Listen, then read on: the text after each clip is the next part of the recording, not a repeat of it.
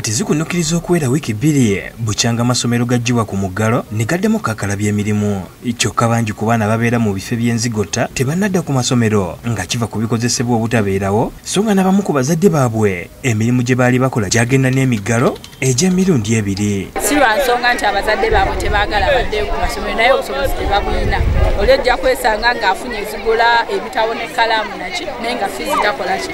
Abamu ku baana bana basangidwa mu nzigota z'omu Katanga ne Mulago mu Kampala nga bazadde babe bagamba nti ekibalemeseza abayizi awaka kwe kubanga tebakyakola nga n'ekyokulya baakukirunga mu mmindi. Twayiye oluusi tubadde tugenda ngaawo ku bujaamu ne tufuna bwe tutuuda ne kati baatugobyeyo tetunakyako.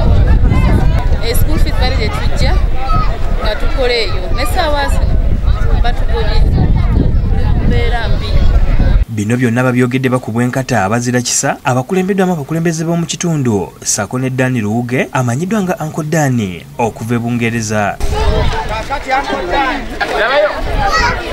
Abayizi baweereddwa ebikozesebwa mu masomero omuli ebitabo, ekkalaamu, peeni, engoye ssaako ne basale. Luwuge annyonnyodde ensonga lwaki alonzeemu baana bano. Abaana okuyamba ku baana nina abazadde kubanga abazadde obviously balina school fees.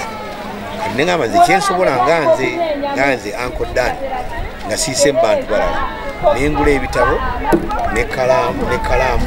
Bo aba Roperfree abakola eddagala erirwanyisa ensiri bawadde buli mwana n'omuzadde obuddagala obutangisa ensiri okubaluma nga Monalisa Kawooya Kasumba ategeeza nti omusujja gw'ensiri kye kimu ku bisinga okutta abantu mu nsi yonna. Kubawa mosquito repellent n'okubasomesa engeri y'okwetangira omusujja gw'ensiri kubanga buli omuntu lw'obeera nga olwadde omusujja gw'ensiri omala ssente nnyingi nnyo ate n'okusoma tosoma abazadde basasula fees.